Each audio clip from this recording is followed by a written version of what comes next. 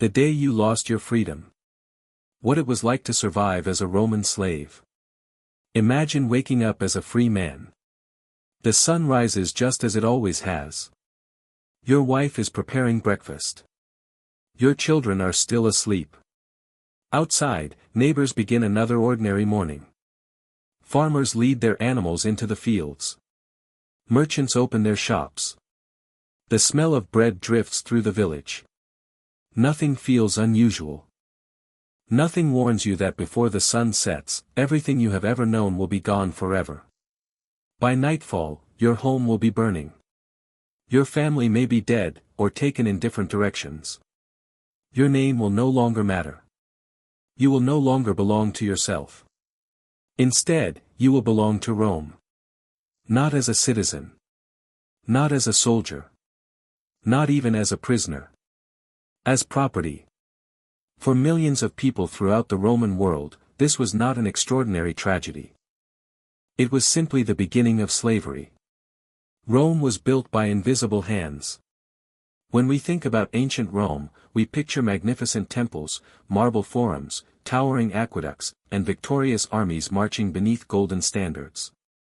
What we rarely see are the people who made all of it possible. The slaves. They built roads stretching across continents. They harvested grain that fed entire cities. They raised the children of wealthy senators. They taught philosophy to Roman nobles. They worked deep beneath the earth in dangerous mines. They cooked meals. Cleaned homes. Copied books. Carved marble. Served wine at banquets. Fought in gladiatorial arenas. Some historians estimate that at certain points, as many as 1 in every 4 people living in Italy was enslaved.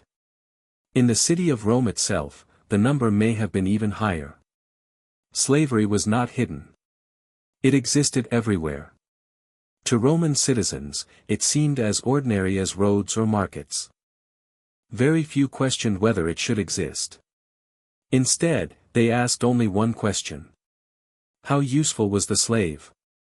The day everything changed. For many people, slavery began with war.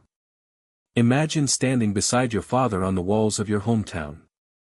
In the distance, dust rises from the road.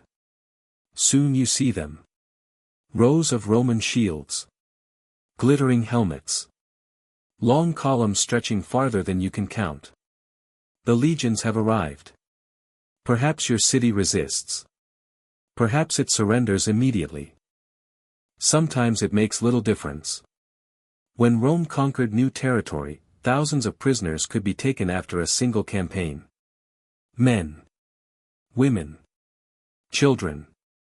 Entire families. The victorious army sorted them quickly. Those considered dangerous might be executed. Others were chained together. The long journey toward slavery had begun. You don't know where you're going. You only know you're leaving home forever. Not everyone was captured in battle. War was the largest source of slaves. But it was not the only one. Pirates terrorized the Mediterranean for centuries. Merchant ships disappeared without warning. Coastal villages were raided. Travelers vanished along isolated roads. Children sometimes disappeared from marketplaces. Debt also destroyed lives. Although Roman laws changed over time, poverty could still push vulnerable people toward forms of servitude. For those born into slavery, there was no dramatic capture. No battlefield. No pirate attack. Their lives simply began behind someone else's door. From their very first breath, freedom was something they had never known. The journey to Rome. Your wrists ache beneath the iron chains. Every step sends dust into the air. The column moves slowly. Roman soldiers ride alongside, watching carefully. No one speaks very much. Some prisoners cry quietly. Others stare ahead without expression. Many still cannot believe what has happened. Several days ago, you had a family. Now you have only uncertainty. Food is simple. A piece of bread. Sometimes dried beans. Water whenever the guards allow it. At night, everyone sleeps together beneath the open sky. Chains remain attached. Escape seems impossible. Even if you somehow slipped away. Where would you go? Everything familiar lies hundreds of miles behind you. Your first sight of Rome. Weeks later, the landscape begins to change. The roads grow wider. Traffic becomes heavier. Merchants. Soldiers. Travelers. Ox carts. Pack animals. Then, one morning. You see it. Rome. The largest city you have ever imagined. Columns rise above rooftops. Temples shine beneath the sunlight. Aqueducts stretch across the countryside like enormous stone bridges. Smoke rises from thousands of homes. The noise reaches you long before the city itself. Shouting merchants. Hammering metal. Wagon wheels striking stone. Dogs barking. Children laughing. The city feels alive. To a free traveler, Rome inspires wonder. To a prisoner, it inspires fear. Because somewhere inside those walls, someone is waiting to buy you. The slave market. The market begins early. Buyers arrive before the hottest hours of the day. Some seek farm workers. Others need cooks. Teachers. Bodyguards. Nurses. Builders. Accountants. Every profession imaginable exists somewhere within Roman slavery. One by one, prisoners are brought forward. You stand upon a wooden platform. Strangers examine you without asking permission. They check your teeth. Feel your arms. Study your back. Search for scars. An old injury lowers your value. Strong muscles increase it. Merchants ask questions. Can he read? Does he speak Greek? Has he worked with horses?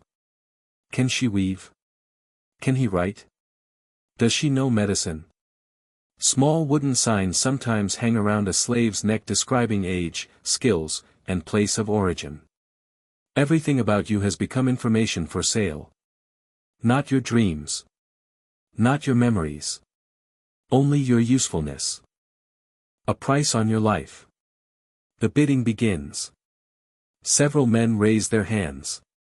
Another shakes his head and walks away. Someone laughs. Another buyer studies your hands. A farmer likes strong hands. A wealthy household prefers soft ones. An educated slave may sell for many times the price of an ordinary laborer. Beauty increases value. Youth increases value. Health increases value. Families, however, rarely increase value. Parents and children are often sold separately. Husbands and wives rarely remain together. The market cares about profit. Not love. Not loyalty. Not grief. When the final price is agreed upon, the merchant receives his money. The buyer receives you. Just like purchasing a horse. Or a cart. Or a sack of grain. Except this time. The object being sold is a human life. Your name is no longer yours. The first thing your new master may take is your name. Many slaves receive new Roman names. Simple. Easy to remember. Easy to command. The name your parents whispered when you were born slowly disappears. Your language may disappear too. You begin learning Latin because refusing orders has consequences. Piece by piece. The person you once were begins to fade. Not because you forget. Because survival demands change. Your new home. As evening approaches, you follow your new master through crowded streets. Finally, a large wooden door opens. This is your new home. Perhaps it is a luxurious villa filled with marble statues and gardens. Perhaps it is a noisy workshop. Perhaps it is a farm far beyond the city walls. Wherever you have arrived, one truth remains. You cannot leave. Servants glance toward you. Some have lived here for years. Others arrived only recently. Their expressions tell you everything. They know exactly how you feel. Because they once stood where you stand now. Confused. Terrified. Alone. The first night. That night, sleep refuses to come. Every sound feels unfamiliar. You think about your family. Are they alive? Were they sold? Will you ever see them again? No one can answer. The room is dark. The air is heavy. Somewhere nearby, another slave quietly cries. No one tries to comfort him. Not because they lack compassion. Because everyone understands. Words cannot change reality. Tomorrow, before sunrise, someone will wake you. Not because your day has begun. Because your owner's day has begun. And from this moment forward, your life belongs to someone else. As the first light slowly returns to the sky, you hear footsteps approaching. A door opens. A voice calls your new name. Your first day as a Roman slave is about to begin. And you are about to discover that losing your freedom was only the beginning. Living as property. What it was like to survive as a Roman slave. The sound of footsteps wakes you before the sun rises. For a brief moment, you forget where you are. You expect to hear your family. Your neighbors. The familiar sounds of home. Instead, you hear a stranger's voice. A command. Short. Cold. Get up. There is no kindness in it. No anger either. Just expectation. Your life now belongs to someone else, and every morning begins with the same simple truth. You no longer decide when your day starts. Or how it ends. Every slave lived a different life. Modern people often imagine Roman slaves as one single group. But slavery in ancient Rome was incredibly diverse. Some slaves lived inside magnificent villas, surrounded by marble floors, fountains, and expensive artwork. Others spent every waking hour beneath the scorching sun in endless fields. Some worked deep underground where daylight almost never reached them. Others educated the children of senators. A few even became trusted doctors, accountants, or secretaries. Your fate depended almost entirely on one question. Who bought you? That single moment at the slave market could determine the rest of your life. Life inside a wealthy household. If your owner was rich, you might become a household slave. At first glance, it seemed like good fortune. You slept indoors. You usually received regular meals.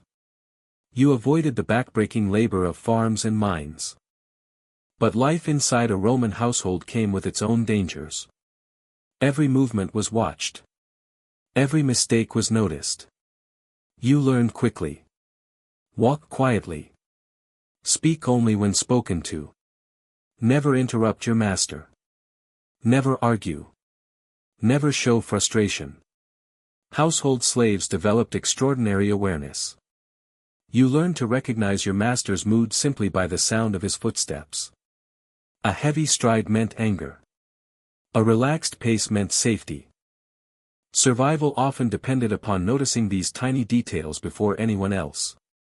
The endless routine. Every day followed nearly the same pattern. Before sunrise, fires had to be lit. Floors swept. Water carried from fountains. Food prepared. Clothing cleaned. Furniture polished. Gardens maintained. Children dressed. Animals fed. The work never truly ended. As one task finished, another immediately appeared. Unlike paid workers, slaves could not simply leave when the day ended. The household itself never slept. Someone always needed something. Fresh water. A clean towel. A letter delivered. A meal prepared. An oil lamp refilled. The invisible rhythm of Roman luxury depended entirely on invisible labor. Guests admired elegant villas without realizing how many exhausted hands kept them functioning every single day. The fields were far less forgiving. For agricultural slaves, life was usually much harder. Large estates known as latifundia stretched across the Italian countryside. Thousands of acres covered with wheat, olive trees, vineyards, fruit orchards. From sunrise until sunset, slaves worked beneath the Mediterranean sun. Planting, harvesting, pruning vines, digging irrigation channels, loading wagons, repairing fences. The seasons determined everything. Harvest time allowed almost no rest. The work had to be finished before storms arrived. Failure meant hunger. Not only for the estate. Sometimes for entire cities that depended upon its crops. The overseer watched constantly. His responsibility was productivity. Not comfort. The worst place in the empire. Then there were the mines. Ancient writers often described them as places of hopelessness. Gold, silver, copper, iron. Rome demanded enormous quantities of metal. Someone had to extract it. That someone was often a slave. The air underground was thick with dust. Breathing became difficult. Light came from smoking oil lamps. Tunnel collapses happened without warning. Accidents killed many workers. Others died slowly from exhaustion or disease. Very few people escaped the mines alive. Among Roman slaves, being sent there was widely considered one of the worst possible fates. Even household servants whispered about the mines with fear. The educated slave. Not every slave performed physical labor. Some possessed something even more valuable. Knowledge. Greek scholars captured during Rome's expansion often became teachers. Doctors. Librarians. Secretaries. Philosophers. Many wealthy Roman families wanted their children educated by the finest minds available. Ironically, some of those brilliant minds belonged to enslaved men. Imagine teaching history, mathematics, or philosophy to the son of one of Rome's most powerful senators, while legally remaining his father's property. Education improved a slave's daily life. But it did not grant freedom.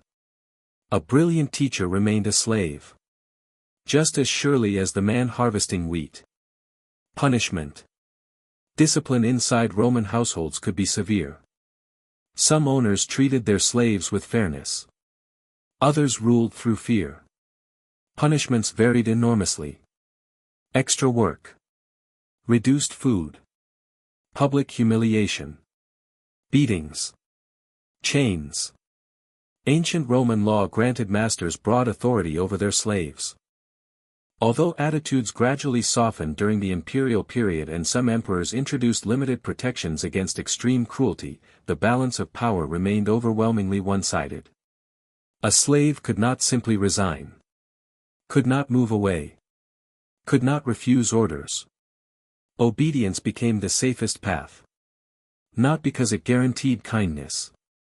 Because resistance often carried terrible consequences. Could slaves have families? This question had no simple answer. Many slaves formed relationships. They fell in love. Married in unofficial ceremonies. Raised children together. Laughed. Argued. Celebrated birthdays. Mourned losses. In many ways, they tried to build ordinary lives despite extraordinary circumstances. Yet every relationship existed beneath a painful uncertainty. A master could sell someone at almost any time. A husband might disappear tomorrow. A child could be taken to another city. A mother might never see her son again. Every goodbye carried the fear that it might become permanent. Imagine loving someone while knowing that another person legally controlled whether you would remain together. That uncertainty never truly disappeared. Small moments of humanity. Despite the hardship, life was not entirely without hope. Slaves found ways to preserve their humanity. They shared stories after work, celebrated small festivals together, helped one another during illness. Some secretly saved tiny amounts of money given as rewards or tips. Others developed friendships that lasted decades. Laughter still existed. So did music. Some sang while working in the fields. Others carved small wooden toys for children. Human dignity proved remarkably difficult to destroy. Even when freedom disappeared, people continued searching for moments of joy. Why many Romans trusted their slaves? Something surprising often happened over time. Trust developed. A household slave who served faithfully for 20 years might know the family's secrets better than anyone. He handled finances, managed servants, accompanied children, guarded valuables, prepared private correspondence. Some wealthy Romans trusted certain slaves more than distant relatives.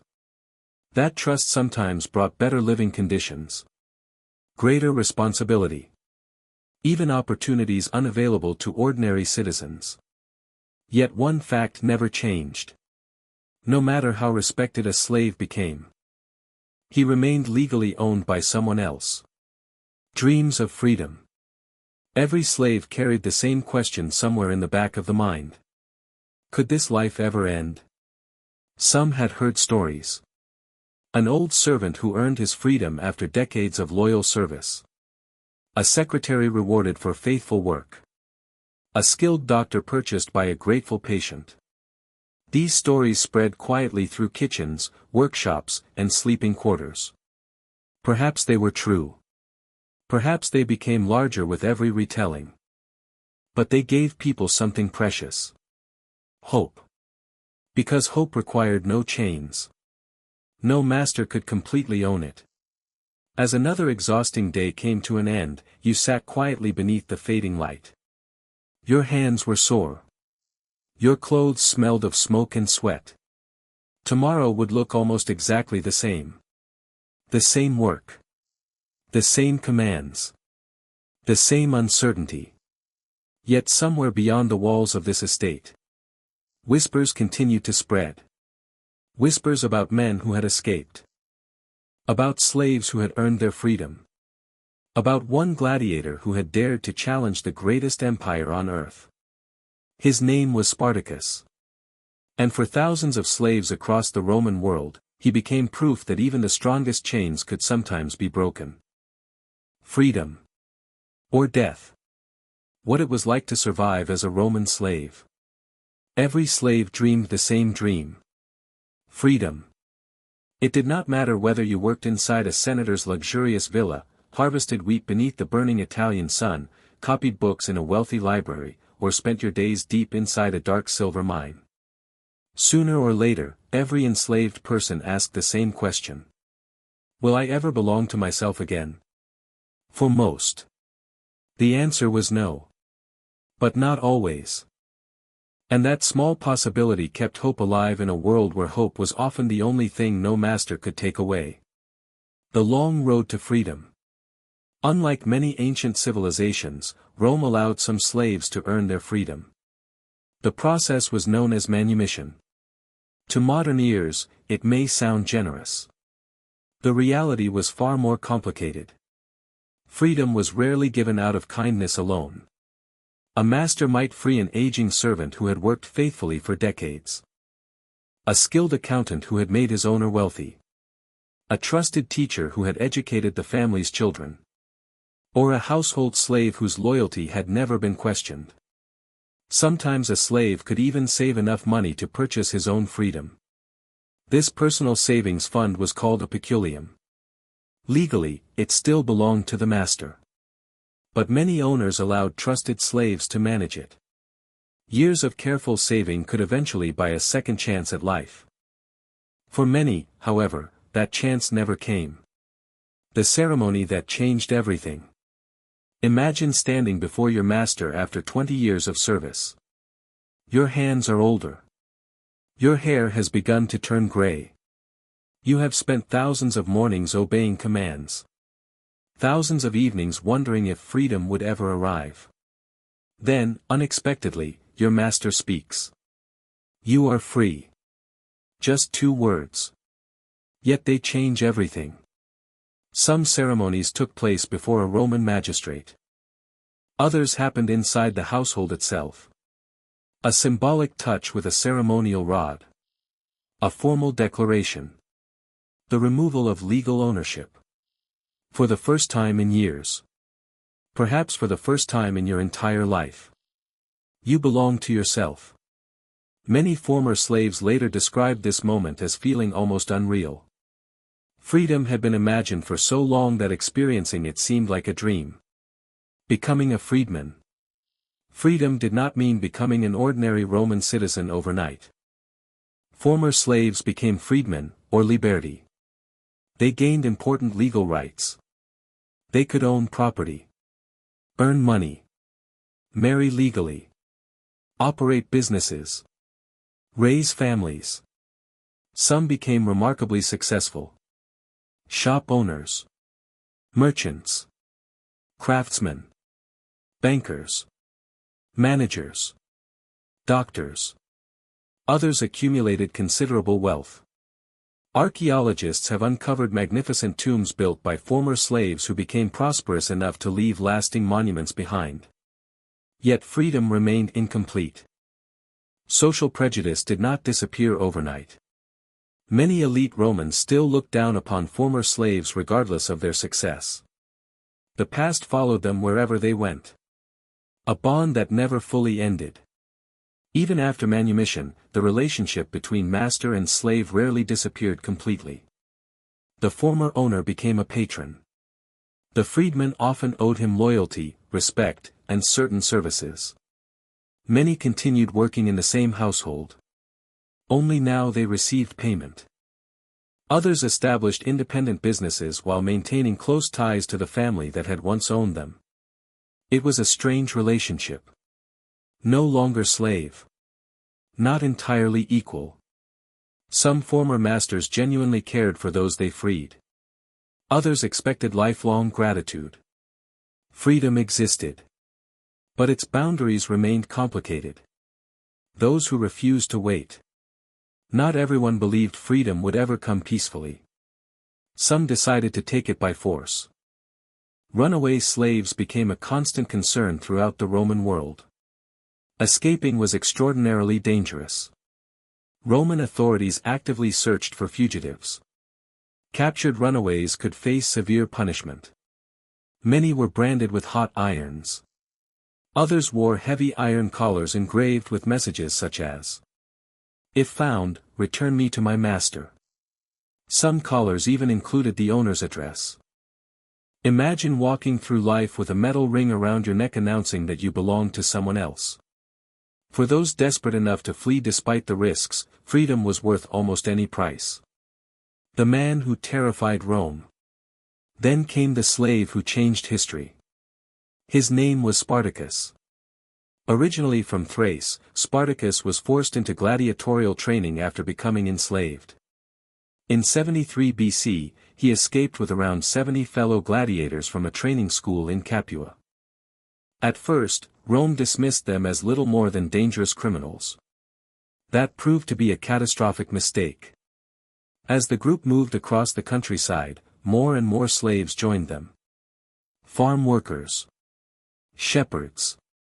Runaways. Within months, the small band had grown into an army. Not hundreds. Thousands. Then tens of thousands.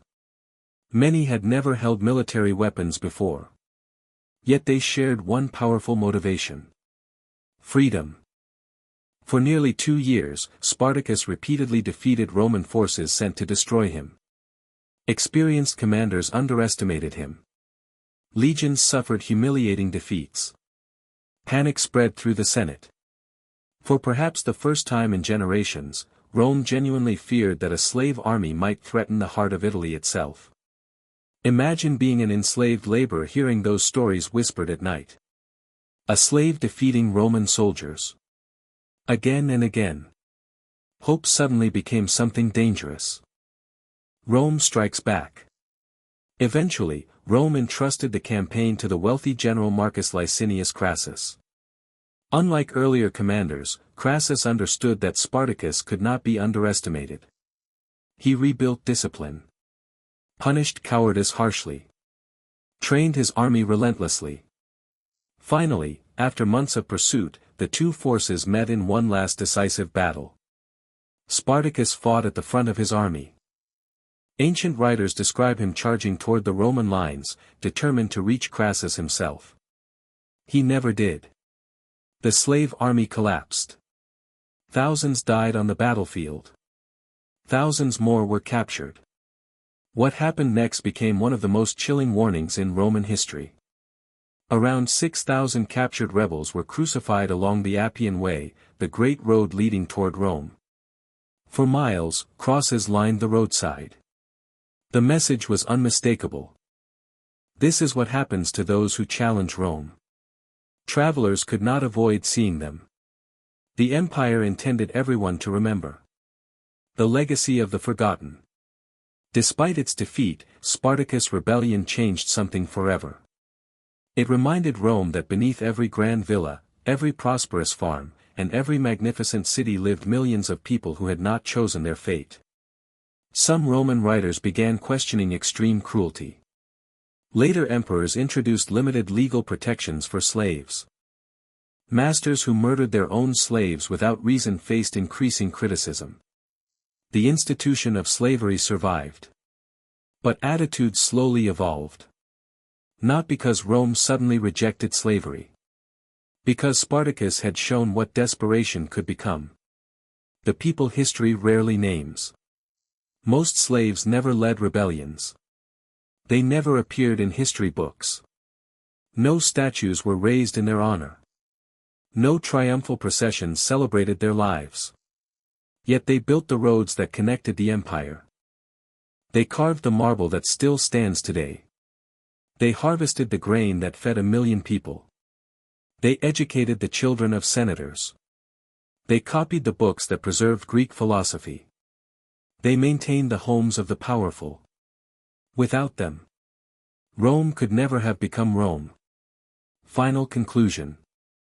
When we admire the greatness of the Roman Empire, it is easy to focus on emperors, generals, and monumental architecture.